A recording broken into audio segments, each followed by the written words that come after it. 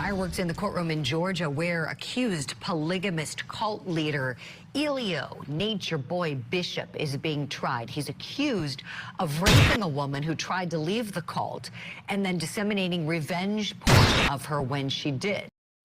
Meanwhile, at the Hall of Justice. So it's life without parole plus 10 years. Hopefully, he will never be able to take advantage of anybody else again.